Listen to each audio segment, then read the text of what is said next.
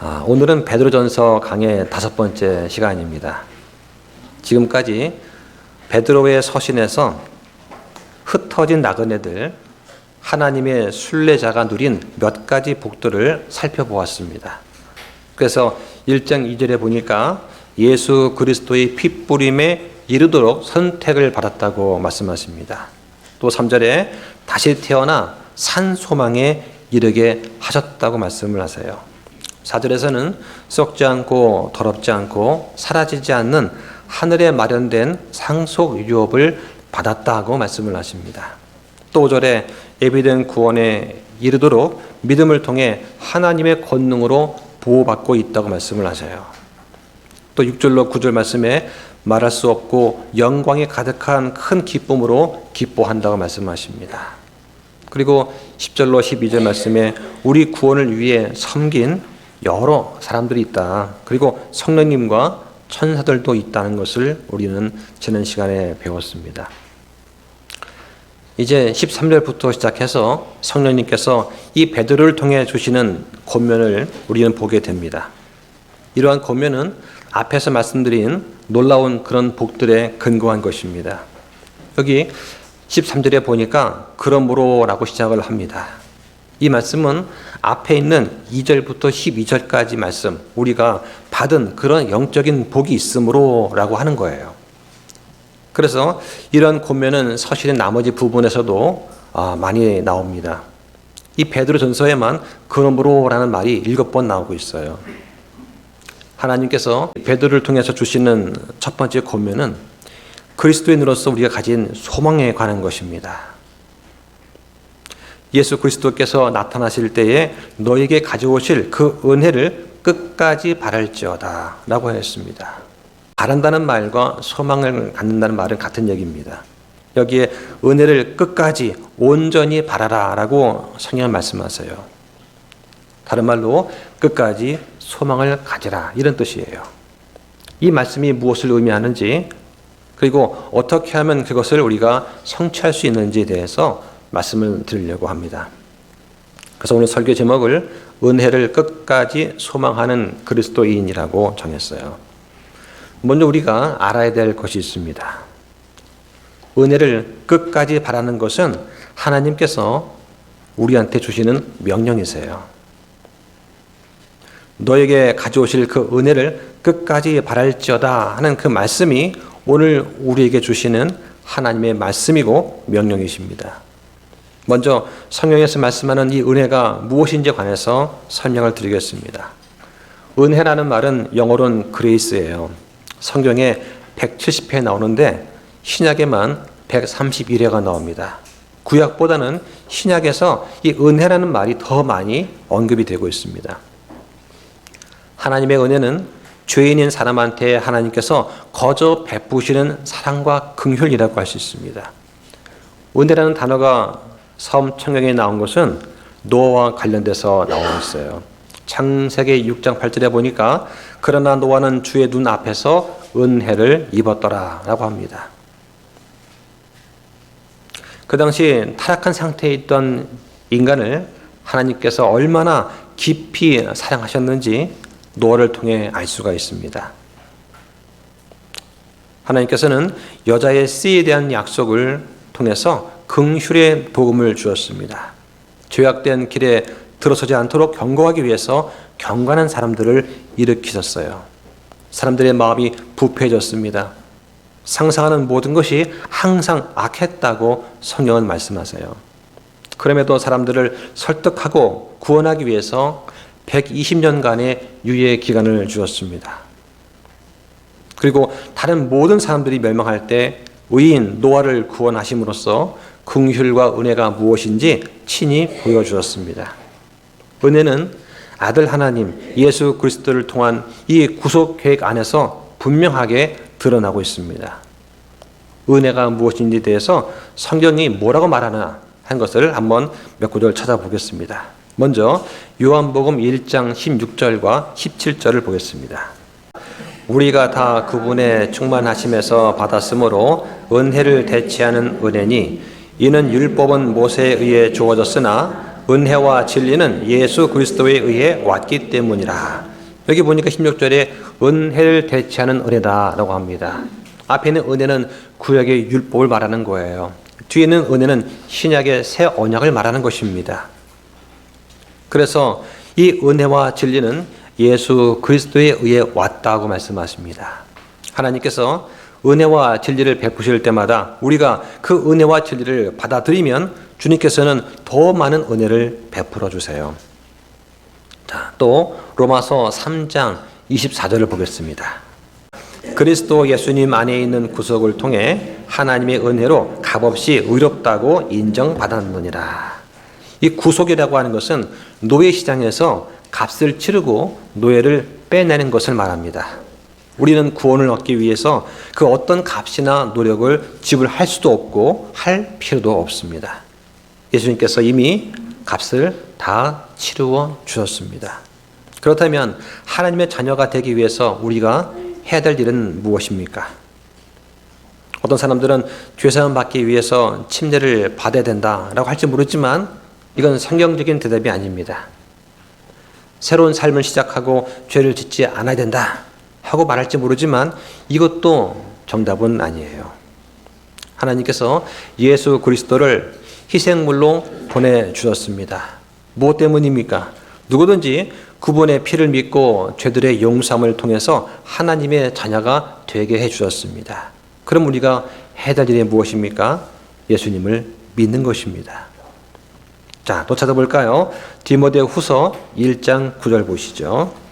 그분께서 우리를 구원하시고 거룩한 부르심으로 부르신 것은 우리의 행위에 따른 것이 아니요 자신의 목적과 은혜에 따른 것인데 이 은혜는 세상이 시작되기 전에 그리스도 예수님 안에서 우리에게 주어졌으나 바로 이 은혜 그리고 죄인들을 위해서 자신을 내어주신 예수 그리스도의 은혜 또 죄를 깨닫게 해주시는 성령님의 은혜는 다 하나로 모아집니다.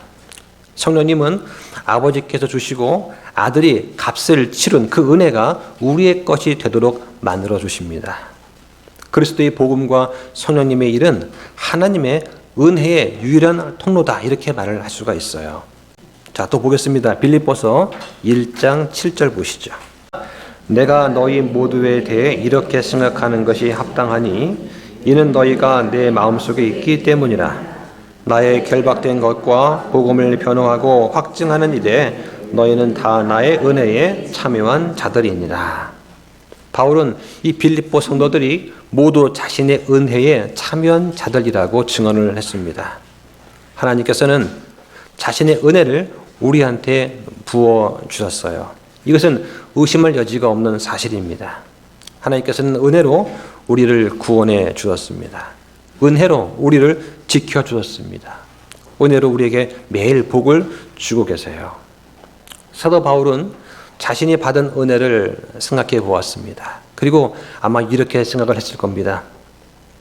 왜 나는 하나님께 받은 은혜를 받아서 그것을 내 안에만 가지고 있는 것인가? 왜 내가 받은 은혜를 다른 사람한테 나누어 주지 않는 것인가?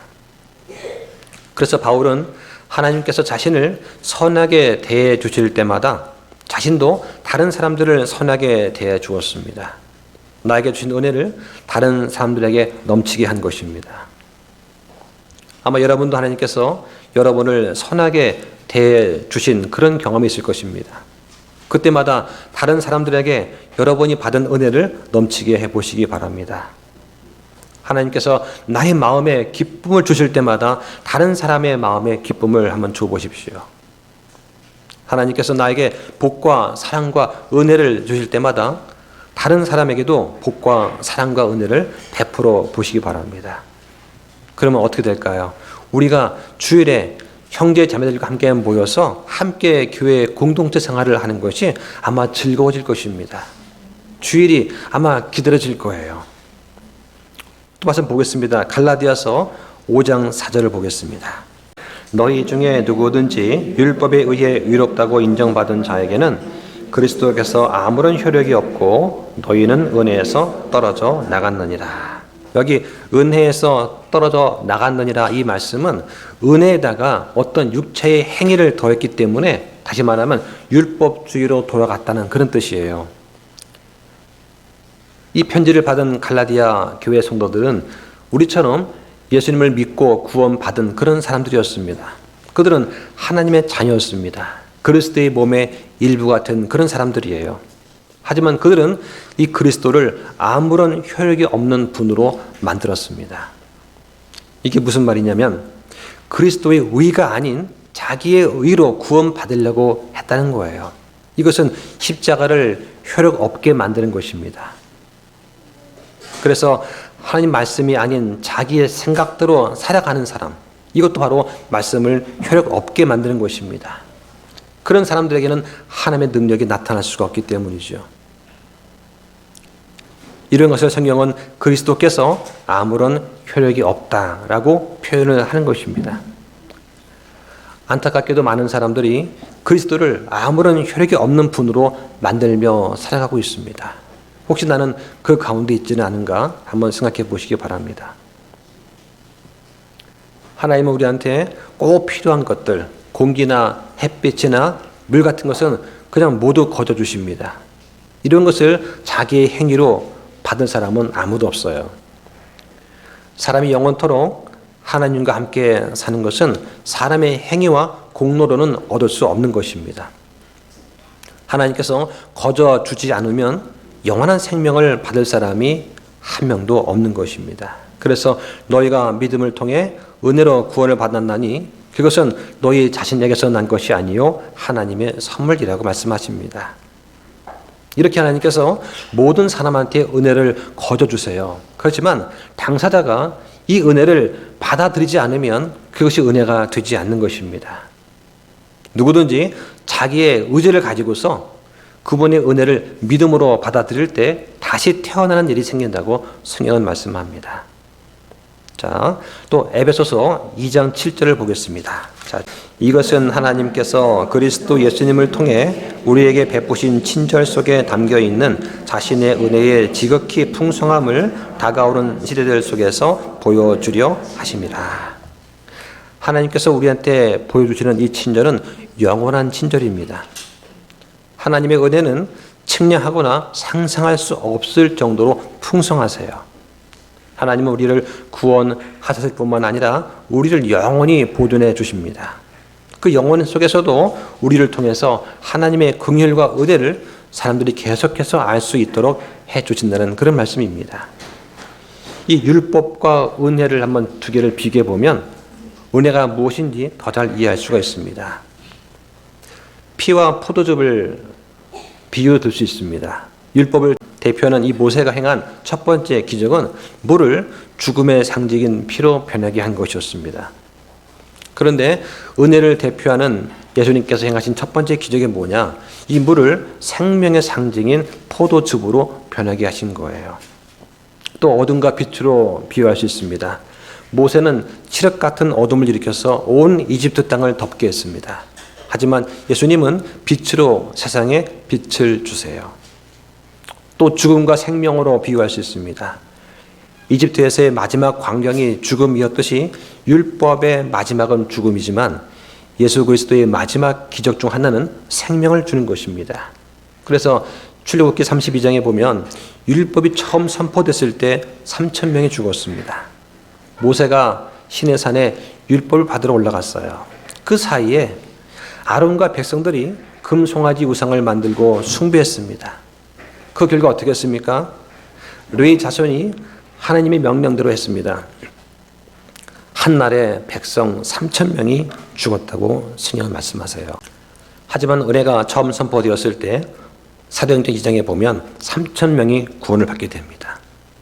베드로가 사람들한테 회개하고 예수 그리스도의 이름으로 침례를 받아 제대로 사면을 받으라 하니까 그날에 3,000혼 가량이 그들한테 더해졌다고 말씀을 하십니다.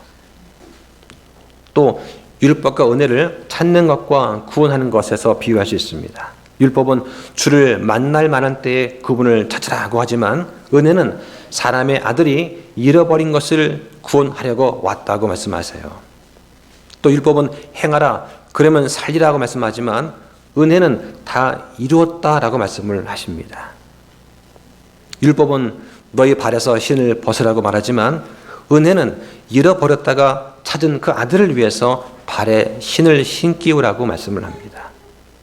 율법 아래에서는 양이 목자를 위해 죽었지만 은혜 아래에서는 목자가 양을 위해 죽습니다. 율법은 거룩함을 요구하지만 은혜는 거룩함을 주세요. 율법은 저주를 말하지만 은혜는 죄들의 용서를 말합니다. 율법은 내 마음을 다하고 혼을 다하고 생각을 다하여 주 내 하나님을 사랑하라고 말하지만 은혜는 우리가 하나님을 사랑하지 않았지만 그분께서 우리를 사랑하시고 자신의 아들을 보내사 우리의 죄들로 인한 화의 헌물로 삼으셨다고 말씀을 하십니다. 율법은 완전하게 할 수 없다고 말하지만 은혜는 예수님께서 단 한 번의 헌물로 영원토록 완전하게 하신다고 말씀하셔요. 또 율법은 율법 안에서 죄를 지은 자마다 율법에 의해서 심판을 받는다고 말하지만 은혜는 그리스도 예수님 안에 있는 자들한테는 정죄함이 없고 이미 사망해서 생명으로 옮겨졌다고 선언을 하십니다. 이런 은혜의 권면은 주님의 재림과 휴거를 사모하는 우리한테는 너무나 소중한 거예요. 이 말씀 보니까 끝까지 바랄지어다 라고 하십니다. 이 말은 의심하지 말고 낙심하지 말고 완전하고 변함없이 바라라 그런 뜻입니다. 영어 성경에 보면 hope to the end라고 되어 있어요. hope는 소망한다, 바란다는 뜻입니다. 여기 to the end라는 말이 있는데 이 말은 성경에 한 번 나옵니다. 뜻은 완전하게 또 희망의 흔들림 없이란 뜻이에요. 끝까지란 뜻입니다. 그래서 베드로는 우리의 바라는 소망이 완전하고 견고하며 흔들리지 않도록 하라고 권면을 하고 있습니다. 그러므로 끝까지 흔들리지 않고 은혜를 소망하고 바라는 사람, 이런 사람이 참된 그리스도인이다라고 할 수가 있어요. 우리는 소망을 품고 이 소망을 힘입어서 하나님께 가까이 나가야 됩니다. 여러분께서 하나님께 가까이 나아가도록 도와주는 것이 목사의 할 일이에요. 목사의 일 중에 이것보다 더 중요한 것은 없습니다. 우리가 인내와 절제를 길러야 하듯이 소망도 길러야 됩니다. 우리 안에 주님을 향한 그 소망이 없다면 어떻게 되겠습니까? 부활과 미래의 영원하고 풍성한 그 삶에 대한 소망이 없다면 우리의 믿음이 흔들릴 수밖에 없어요. 미래에 대한 두려움이 있습니다. 의심과 우울증에 빠지게 됩니다. 또 세상에 있는 것들에 우리의 마음을 빼앗길 수도 있어요. 여러분이 예수님 만나기 전에 어떠한 삶을 살았습니까? 아마 지금쯤 기억도 안 나시죠? 한번 성경을 보겠습니다. 에베소서 2장 12절과 13절을 보겠습니다. 그때에 너희는 그리스도 밖에 있었고 이스라엘 연방 밖에 있던 외인들이며 약속의 언약들에서 분리된 낯선 자들이요 세상에서 소망도 없고 하나님 밖에 있던 자들이었으나 한때 멀리 떨어져 있던 너희가 이제는 그리스도 예수님 안에서 그리스도의 피로 가까워졌느니라. 이것이 바로 여러분께서 그리스도를 믿고 난 다음에 변화된 모습이에요. 여기에 그때가 언제냐? 하나님의 은혜에 대해서 알지 못했던 그때를 말합니다. 그때는 그리스도 밖에 있었다. 이 말은 이 말을 들은 그 에베소 교인들이 이스라엘로부터 분리되어 있었다는 그런 뜻이에요. 여기는 그리스도는 이스라엘의 메시아를 말합니다. 그래서 이스라엘 연방 밖에 있다. 이 말은 하나님의 선민으로서의 특권을 갖지 못했다. 다시 말해서 양자 삼으신 것, 언약과 율법과 또 그리스도께서 이스라엘 사람으로 태어나신 이 특권, 이것은 유대인만 가지고 있습니다. 이 특권을 갖지 못했다는 뜻이에요. 그래서 소망도 없다는 말. 이방인은 메시아가 올 것이라는 소망을 갖고 있지 않았습니다. 그래서 로마의 카타콤이라는 곳이 있어요. 그 지하 감옥에 있는 그리스도인의 묘비명에는 소망이라는 단어가 많이 등장한다고 합니다. 하지만 그때 죽은 이기도의 묘비명에서는 소망이라는 단어가 발견할 수가 없다고 합니다. 그래서 하나님 밖에 있다는 말은 하나님을 알지 못했다는 뜻이에요. 그랬던 우리가 그리스도의 피로 가까워졌다고 말합니다. 이 그리스도의 피는 하나님과 화해를 이루는 그리스도의 대속적인 희생의 피입니다. 이제는 이방인이 교회라고 하는 새로운 공동체의 일원이 된 거예요. 그 결과 이스라엘보다 더 큰 특권을 우리는 누리게 되어 온 것입니다. 그러면 그리스도인으로서 우리는 이런 기쁨과 승리의 삶을 살기 위해서 어떻게 해야 되나? 우리가 소망하고 바라는 것을 배우고 확신하는 그런 일이 필요합니다. 이것 때문에 우리가 교회부에서 예배를 드리고 말씀을 듣는 겁니다. 또 교제를 통해서 우리는 서로 나눌 줄 알아야 돼요. 오늘 본문에서 하나님께서 이 베드로를 통해 강조하는 것은 우리가 바라는 것, 이 소망을 굳세게 하고 더 강하게 하라는 그런 권면의 말씀입니다. 우리가 믿음과 사랑 안에서 성장하듯이 소망 안에서도 성장을 해야 됩니다. 어떻게 하면 은혜를 끝까지 소망할 수 있냐? 한번 생각해 볼 필요가 있습니다. 우리가 바라는 이 참 소망이 무엇인가 한번 생각해 보시기 바랍니다. 우리가 바라는 것은 예수 그리스도께서 나타나실 때에 우리한테 가지고 오실 그 은혜를 말한 것입니다. 예수님께서 다시 오실 때 우리가 받게 될 그 은혜는 과분한 은혜입니다. 왜 과분한 은혜냐? 받을 자격이 없는 우리한테 거저 주시는 것이기 때문에 그것이 과분한 은혜라고 할 수가 있어요. 이 베드로전서 1장 1절부터 12절까지 말하는 것처럼 우리가 바라는 것은 뭐냐? 그 4절에 우리를 위해서 하늘에 마련된 그 상속 유업을 우리가 바라는 것입니다. 이 유업은 썩지 않습니다. 더럽지 않습니다. 사라지지 않습니다. 우리가 하나님의 아들, 딸이기 때문에 받는 것입니다. 우리는 예수님과 공동 상속자가 되었다고 성경 말씀하세요. 또 5절에 마지막 때에 드러날 준비가 되어 있는 그 구원입니다. 예수님께서 다시 오실 때 우리는 휴거당합니다. 우리 몸이 공중에서 예수님을 만나게 되는 거예요. 또 죽은 사람들은 부활해서 하나님과 공중에서 만나게 됩니다. 그리고 우리에는 보상이 주어져요.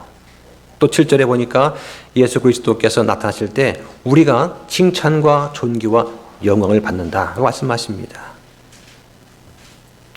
이것 때문에 우리가 이 땅에서 그리스도로 인해 받는 고난을 기쁨으로 감당할 수 있는 것입니다. 마지막으로 9절에 믿음의 결말, 곧 우리 혼의 구원을 받았다고 말씀하세요. 이 모든 것들이 우리가 가지고 있는 소망이고 우리가 끝까지 지키고 바라야 될 그런 은혜입니다. 다시 말해서 이 모든 소망의 말씀들을 고려해 볼 때 우리 소망의 초점은 어디에 있어야 되느냐? 우리 주 예수 그리스도께서 다시 오시는 것, 또 그때 그분이 가지고 오실 그 놀라운 은혜에 우리의 소망을 두어야 되는 것입니다. 그때 우리는 주님과 함께 찬양과 존귀와 영광을 누리게 됩니다. 죄의 존재와 그 결과로부터 자유케 되는 우리 혼의 완전하고 최종적인 구원에 우리 소망이 있어요. 우리의 놀라운 이 상속 유업, 바로 하나님의 도시 새 예루살렘을 우리가 바라고 있는 것입니다. 그럼 예수 그리스도께서 나타나실 때는 어떠한 일이 있을까요? 예수님께서 교회를 위해서 공중으로 오시는 것을 성경에서는 복된 소망이라고 부릅니다. 한번 찾아볼까요? 디도서 2장 13절 보시죠.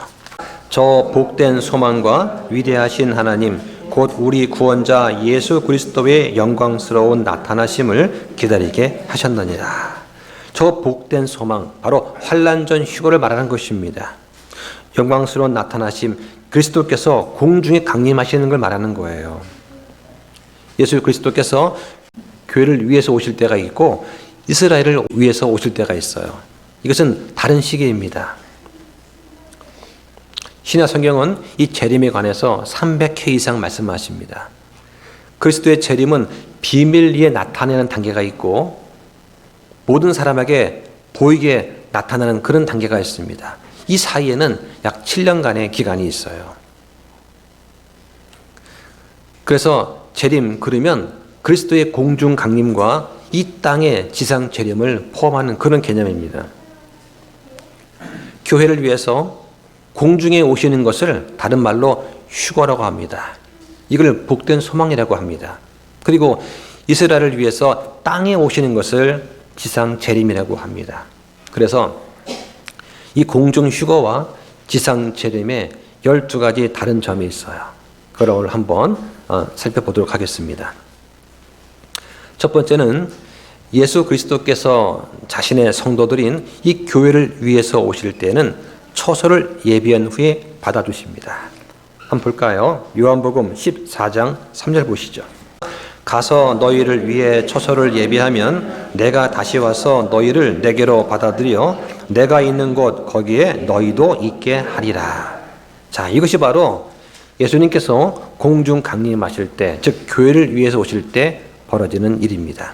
그러나 재림 때는 자신의 성도들과 함께 오세요. 보겠습니다. 데살로니가전서 3장 13절 보시죠. 이것은 우리 주 예수 그리스도께서 자신의 모든 성도들과 함께 오실 때에 그분께서 하나님 곧 우리 아버지 앞에서 너희 마음을 거룩함에 흠이 없도록 굳건히 세우시게 하려 함이라. 지상에 재림하실 때는 자신의 성도들과 함께 오십니다. 우리가 복된 소망, 우리가 휴거를 통해서 공중에서 예수님 만납니다. 그런 다음에 이 땅에 예수님과 함께 내려오게 되는 것입니다. 둘째로 휴거는 비밀리에 이루어집니다. 예수님께서 공중 오실 때는 이 땅에 그 누구도 그것을 알지 못합니다. 하지만 주님께서 이 지상에 내려오시는 그 재림은 모든 사람이 볼 수 있게 공개적으로 이루어져요. 한번 보겠습니다. 요한계시록 1장 7절 보시죠. 보라, 그분께서 구름들과 함께 오시리라. 모든 눈이 그분을 보겠고 그분을 찌른 자들도 볼 것이요 땅의 모든 족속들이 그분으로 인해 통곡하리니 참으로 그러하리라. 아멘. 했습니다. 그래서 이 땅의 지상으로 오실 때 모든 사람이 볼 수 있게 오신다고 말씀하세요. 자, 세 번째로 휴거 때는 믿는 사람들이 주님을 공중에서 만나게 됩니다. 하지만 재림 때는 어떠냐? 그리스도께서 지상으로 내려오세요. 자, 구약의 스가랴 14장 4절 보겠습니다. 그날에 그분의 발이 예루살렘 앞 동쪽에 있는 올리브산 위에 서실 것이요 올리브산이 그것의 한가운데서 동쪽과 서쪽으로 갈라지므로 힘이 큰 골짜기가 생길 것이며 그 산의 반은 북쪽으로 그 산의 반은 남쪽으로 이동하리라. 이것이 예수님께서 이 땅에 재림하실 때 벌어지는 현상입니다. 예수님께서 예루살렘의 앞에 동쪽에 있는 올리브산에 오세요. 재림은 예루살렘 이스라엘 위해서 오시는 거기 때문에 그렇습니다. 한국에 오시는 게 아니에요. 자, 네 번째로 휴거 때는 주님께서 혼자 오세요. 홀로 오십니다. 한번 볼까요? 자, 데살로니가전서 4장 16절 보시죠. 주께서 호령과 천사장의 음성과 하나님의 나팔 소리와 함께 친히 하늘로부터 내려오시리니 그리스도 안에서 죽은 자들이 먼저 일어나고 합니다. 휴거 때는 주님께서 홀로 오세요. 하지만 재림 때는 천사들을 먼저 보내서 이스라엘을 모으십니다. 한번 볼까요? 마태복음 24장 31절 보십시오. 그가 큰 나팔 소리와 함께 자기 천사들을 보낼 터인데 그들이 그의 선택받은 자들을 하늘 이 끝에서 저 끝까지 사방에서 함께 모으리라고 했습니다. 여기 선택받은 사람들은 유대인을 말하는 것입니다. 재림 때는 이스라엘을 위해서 오시기 때문에 유대인을 모으는 거예요. 자, 지금 재림은 두 가지가 있습니다. 공중 강림과 지상 재림이 있어요. 이거 두 가지를 재림이라고 하세요. 하지만 이 재림은 구분되는 것입니다. 휴거 때 올 때하고 그 다음에 땅에 재림할 때는 그 대상이 달라요. 그걸 한번 이 시간 잘 보시기 바랍니다. 자, 다섯 번째로 그리스도께서 교회를 위에 오시는 이 휴거에 대해서 성경은 어떠한 표적도 있을 거라고 말씀하지 않으셨어요. 하지만 공개적으로 이 땅에 오시는 그 재림의 때에 관해서는 많은 표적이 있을 거라고 말씀을 하십니다. 자, 누가복음 21장 11절 보시죠. 곳곳에 큰 지진과 기근과 역병이 있고 또 하늘로부터 오는 두려운 광경들과 큰 표적들이 있으리라. 요즘에 지진 때문에 세상이 난립니다. 그죠? 트르키의 지진이 심각하고요. 또 얼마 전까지만 해도 우리 코로나 때문에 엄청 많은 고통을 받았습니다. 자, 그 다음 계속해서 여기 25절부터 27절까지 보세요. 밑에 25절부터 7절까지. 자, 시작. 또 해와 달과 별들에는 표적들이 임했겠고 땅에서는 바다와 파도의 울부짖음으로 인해 민족들이 혼란 가운데 괴로워할 것이며 땅에 닥치고 있는 그 일들에 대한 두려움과 예측으로 인해 사람들의 마음이 그들을 기진하게 하리니 이는 하늘의 권능들이 흔들릴 것이기 때문이라. 그때에 그들이 사람의 아들이 권능과 큰 영광 가지고 구름 가운데서 오는 것을 보리라. 자, 이렇게 예수님의 이 땅에 재림하실 때는 많은 표적이 있을 거라고 성경은 말씀을 하세요. 자, 여섯 번째로 휴거 때에는 그리스도 안에서 죽은 자들이 모두 부활하게 됩니다. 말씀 볼까요? 고린도전서 15장 23절입니다.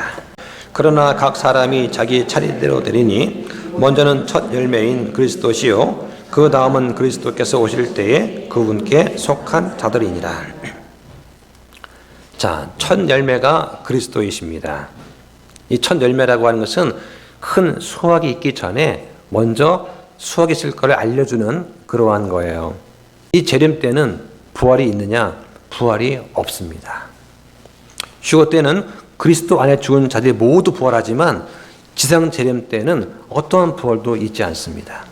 자, 일곱째로 휴거 때는 믿는 사람들의 몸이 예수 그리스도의 영광스러운 몸처럼 변화하게 됩니다. 자, 빌립보서 보실까요? 빌립보서 3장 20절 보시죠.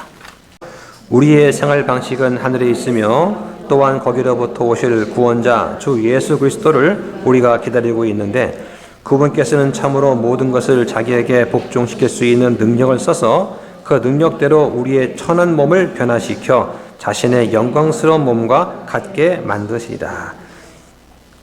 영광스러운 몸이 무엇입니까? 하나님의 본성을 갖는 몸이에요. 이것은 우리가 이 땅에서 지었던 이 죄가 생각나지 않는 그런 몸입니다. 자, 이런 몸을 우리한테 주실 거예요. 하지만 재림 때에는 믿는 사람들의 몸이 변한다는 그 말씀은 성경에 없습니다. 자, 여덟 번째로 성경은 휴거 때에 공중으로 오시는 예수님을 새벽별과 같다라고 말씀을 하세요. 자, 보실까요? 계시록 22장 16절 보시죠. 나 예수는 내 천사를 보내어 교회들 안에서 이것들을 너희에게 증언하게 하였노라. 나는 다윗의 뿌리요 후손이요 빛나는 새벽별이니라. 자, 휴거 때는 예수님을 새벽별과 같다고 하시는데, 자, 재림 때는 어떠냐? 재림 때는 떠오르는 태양과 같다고 하십니다. 자, 보실까요? 말라기 4장 1절과 2절 보시죠. 보라, 화덕같이 불태운 날이 오리니 참으로 교만한 모든 자들과 사악하게 행하는 모든 자들이 지푸라기가 되리라. 다가오는 그날이 그들을 불태우고 그들에게 뿌리와 가지를 남기지 아니하리라. 군대들의 주가 말하노라. 그러나 내 이름을 두려워하는 너희에게는 위의 해가 자기 날개들 안에 병 고치는 능력을 가지고 떠오르니 너희가 나가서 외양간의 송아지들 같이 자라리라. 여기 다가오는 그 날은 7년 환난을 말하는 것입니다. 그때는 그리스도께서 떠오르는 해, 떠오르는 태양과 같다고 말씀을 하시는 거예요.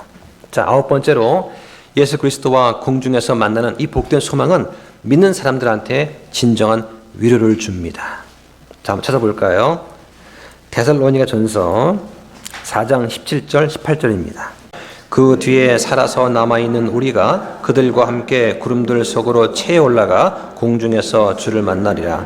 그리하여 우리가 항상 주와 함께 있으리라. 그러므로 이 말씀들로 서로 위로하라.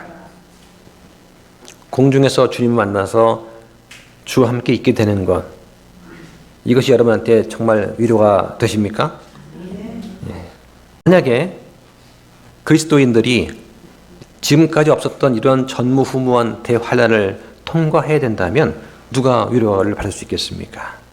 성경에서는 이 그리스도의 재림을 하나님의 진노를 쏟아 부으시는 것으로 묘사를 하고 있어요.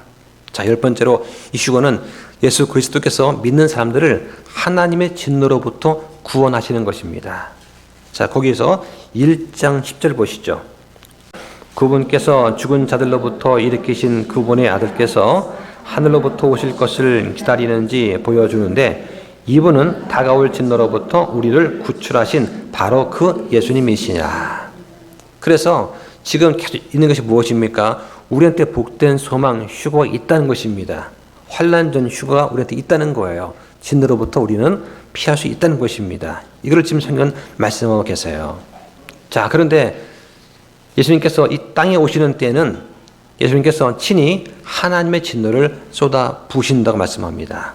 자, 계시록 19장 15절 보세요. 그분의 입에서 예리한 검이 나오므로 그분께서 그 검으로 민족들을 치시고 친히 쇠막대기로 그들을 다스리시며 또 친히 전능자 하나님의 맹렬한 진노의 포도즙 틀을 밟으시리라. 이것이 지상재림 때 있을 일이에요.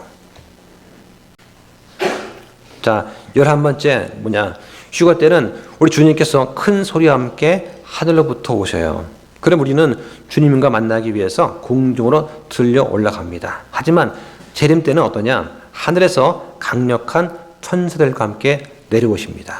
한번 볼까요? 데살로니가 후서 1장 7절과 8절. 괴로움을 당하는 너희에게는 우리와 함께 안식으로 갚으시는 것이 하나님께는 의로운 일인데 이 일은 주 예수님께서 자신의 강력한 천사들과 함께 하늘로부터 나타나사 하나님을 알지 못하는 자들과 우리 주 예수 그리스도의 복음에 순종하지 아니하는 자들에게 타오르는 불로 징벌하실 때에 이루어질 것이다. 자, 이렇게 말씀합니다. 자, 마지막으로 12번째는 휴거 때는 그리스도께서 자신의 성도들을 이 세상으로부터 데려가세요. 휴거 때는 구원받은 사람들을 불러 모으십니다. 문제는 이 재림 때는 구원받지 못한 사람들을 불러 모으신다는 거예요. 다시 한번요. 휴거 때는 구원받은 사람들을 불러 오십니다. 하지만 재림 때는 구원받지 못한 사람을 불러 모으시는 거예요. 자, 한번 찾아보겠습니다. 마태복음 13장 41절과 42절 보세요. 사람의 아들이 자기 천사들을 보낼 터인데 그들이 걸려 넘어지게 하는 모든 것들과 불법을 행하는 자들을 그의 왕국에서 모아 불타는 용광로 속에 던지리니 거기서 통곡하며 이를 갈미 있으리라. 우리의 복된 소망, 이것은 교회로 하여금 예수 그리스도를 기다리게 할 수 있는 중요한 요소가 돼요. 하지만 이 지상 재림은 이 땅에 대한 경고입니다. 동시에 이스라엘을 하나님께로 돌아오게 하는 하나의 수단인 것입니다. 휴거는 믿는 사람들의 소망이에요. 하지만 지상 재림은 불신자들에 대한 경고입니다. 성경은 한 번도 이 지상 재림을 교회를 위해서 오시는 날이라고 말씀하신 적이 없습니다. 또 교회와 함께 오시는 날이라고 말씀을 하고 계세요. 주님께서는 지상 재림 직전에 교회를 위해서 오십니다. 이것이 바로 휴거입니다. 이 휴거가 교회의 복된 소망과 관련이 있어요. 자, 지금 말씀드린 이것이 바로 우리가 바라는 그 소망입니다. 우리가 소망을 어디에 두어야 될 것인가 하는 것을 지금 말씀을 드렸어요. 그리스도께서 다시 나타나실 때에 우리에게 가지고 오실 그 은혜를 끝까지 온전히 바라라고 성경 말씀하십니다. 그럼 어떻게 해야 될까요? 우리가 이 바라는 것을 이룰 때 꼭 필요한 것이 있습니다. 오늘 본문 말씀에 너희 마음의 허리를 동이라고 말씀을 하세요. 영어 성경에 보면 거드라고 나옵니다. 허리띠를 맨다는 뜻이에요. 여기서 나온 말이 거들이에요. 이 거들은 코르셋 일종입니다. 그래서 거드업 하면은 뭔 뜻이냐면 싸움을 할 때 마음을 단단히 잡는다는 그런 뜻이 있어요. 양복은 벨트로 허리를 맵니다. 근데 한복은 끈으로 허리를 동여매죠. 길고 헐렁한 옷을 허리에 모으는 것입니다. 달리기 할 때, 또 어떤 활동을 할 때 긴 옷이 방해되지 않게 하는 것입니다. 유대인들은 상의와 하의가 하늘로 되어 있는 긴 겉옷을 착용했습니다. 일을 할 때는 이 긴 옷이 거추장스러워서 허리띠를 메곤 했어요. 이걸 말하는 것입니다. 그래서 베드로가 마음의 허리띠를 동이라고 한 것은 민첩하게 활동하기 위해서 옷을 조이듯이 우리의 마음을 긴장하라는 그런 뜻이에요. 성경은 이렇게 말씀하십니다. 끝까지 바라는 이 소망과 관련해서 마음의 자유로운 행동을 방해하는 모든 것을 떨쳐버려야 한다라고 말씀을 하십니다. 우리의 걱정과 우리의 두려움, 우리의 물질적인 소유에 대한 이 집착, 이런 것들을 다 마음에서 떨쳐버려야 된다고 말씀을 하십니다. 다시 말하면 우리가 주님의 재림에 대한 이 소망 갖는 데 도움이 되지 않는 방해되는 모든 것을 다 제거하라는 그런 말씀이에요. 우리의 방탕과 또는 술 취함과 인생의 염려함 같은 것, 이런 것들에 얽매이지 말라고 하십니다. 그래서 누가복음 21장에 보면 이런 말씀이 있습니다. 너희는 스스로 주의하라. 그러지 않으면 언제라도 너희 마음이 과식과 술 취함과 이 세상 삶의 염려로 무겁게 되어 그 날이 알지 못하게 너에게 올 거라고 말씀을 하십니다. 내가 이 땅의 삶의 염려에 사로잡혀 있는지 아닌지 어떻게 알 수 있을까요? 만일 내가 하루 중에서 어떤 일을 하느라 너무 바빠가지고 오늘 그리스도의 심판석 앞에 내가 설 수도 있다는 그런 사실을 내가 까맣게 잊는다면 나는 어쩌면 이 땅의 염려에 깊이 사로잡혀 있는 것인지도 모릅니다. 주님의 재림과 또 그리스도의 심판석이 아닌 다른 일이 우리 마음의 첫 번째 자리를 차지하고 있다면 우리는 이 땅의 염려에 잡혀 있는 것입니다. 이 땅의 삶의 염려는 우리를 숨막히게 하고 열매를 맺지 못하게 해요. 한번 찾아볼까요? 누가복음 8장 14절 보시죠. 가시나무들 사이에 떨어진 것은 말씀을 듣고 나아가다가 이 세상 삶의 염려와 재물과 쾌락으로 숨이 막혀 완전함에 이르는 열매를 내지 못하는 자들이니라. 여러분들은 말씀의 씨가 가시밭에, 돌밭에, 또는 좋은 밭에 어디에 떨어져 있습니까? 만약 내가 꾸준하게 성경을 읽지 않는다면 우리 삶의 인내와 절제가 없어질 수 있어요. 경건함이 없는 그런 사람들은 이 죄의 쾌락과 세상의 염려 때문에 말씀을 가까이 하지 못합니다. 무한한 자유의 시간을 주어도 이 사람들은 성경을 읽지 않아요. 이것은 시간의 문제가 아닙니다. 아마 우리 아카데미 하시는 분들 아실 겁니다. 아카데미를 안 했다면 여러분들이 성경을 읽었겠습니까? 매주마다 성경 읽기 과제가 나갑니다. 아마 이번 주까지 로마서 한번 읽어야 될 거예요. 그죠? 예. 강의를 듣고 또 시험 공부하면서 말씀을 여러 번 읽습니다. 또 외우기도 합니다. 안 외우면 시험을 못 않습니까? 이게 바로 아카데미 하시는 분들에 주시는 하나님의 영적인 복이에요. 자, 또 오늘 본 말씀 뭐라고 합니까? 정신을 차리라고 합니다. 영어 성경에 sober란 말이 있어요. 술 취하지 않다, 침착하고 정신이 온전하다, 그런 뜻이에요. 걱정이나 두려움 없이 사물을 볼 수 있는 자신의 통제된 그 마음의 상태를 말하는 것입니다. 즉 은혜를 끝까지 바라려면 항상 깨어서 기도하라고 말씀을 하세요. 성경 말씀에 그러므로 너희가 앞으로 일어날 이 모든 일을 피하여 사람의 아들 앞에 서기에 합당한 자로 여겨지도록 너희는 깨어서 항상 기도하라 말씀하십니다. 주님의 재림이 언제 있을지 모르기 때문에 항상 깨어서 준비하라는 것입니다. 또 진리로 허리를 동여 매라는 말씀이 또 나오고 있습니다. 사람들은 어떻습니까? 한 주간 지내면서 교회에 와서는 예수님 얘기를 조금 합니다. 그리고는 다시 집에 가서 세상과 똑같이 살아가기를 또 원합니다. 자신만 그러는 것이 아니라 다른 그리스도인들도 그렇게 살기를 원합니다. 그래야 내 마음이 편하기 때문이죠. 사람들은 내가 즐기는 것에 대해서 다른 사람이 책망하기를 원하지 않습니다. 사람들은 그리스도인들이 해야 될 중요한 일에 대해서는 생각하고 싶어 하지 않습니다. 구원받은 수많은 사람들이 다른 사람한테 복음을 전하기, 그럴 계획보다는 어떻게 하면 내가 더 즐거울까, 더 많은 돈을 벌 수 있는가를 생각합니다. 왜 그럴까요? 사람들이 영적으로 자고 있기 때문입니다. 구원받은 수많은 사람들이 하루에 한두 시간 핸드폰 만지고 유튜브를 봅니다. 하지만 성경을 읽을 시간은 없습니다. 왜냐하면 영적으로 자고 있기 때문입니다. 특히 아이들한테 핸드폰 할 수 있는 그 시간만큼 성경을 보라고 해보십시오. 핸드폰을 1시간 하기 원한다면 1시간 성경을 읽고 오라고 하세요. 사람들은 모여서 세상의 주제에 대해서 얘기할 때는 부끄러워하지 않지만 나를 구원하신 그 구원자에 대해서 얘기할 때는 부끄러워합니다. 왜냐하면 영적으로 자고 있기 때문입니다. 우리는 잠에서 깨어나야 됩니다. 자, 말씀을 정리하겠습니다. 오늘 우리한테 주시는 하나님의 말씀이 있습니다. 그리스도께서 다시 오실 때 받게 될 그 은혜를 온전히 의지하고 끝까지 바라는 것입니다. 순례자처럼 나그네처럼 이 땅에 잠시 머물다 떠나는 그런 삶을 살기를 원하세요. 오늘날 많은 그리스도인의 문제는 소망이 없어서가 아닙니다. 오히려 그들의 소망이 너무나 강하지 않고 희미하기 때문입니다. 그 소망이 하늘에 있지 않고 낮은 이 땅에 있기 때문입니다. 그 이유가 무엇입니까? 영원하지 않은 일시적인 삶에 지나치게 몰두하기 때문이에요.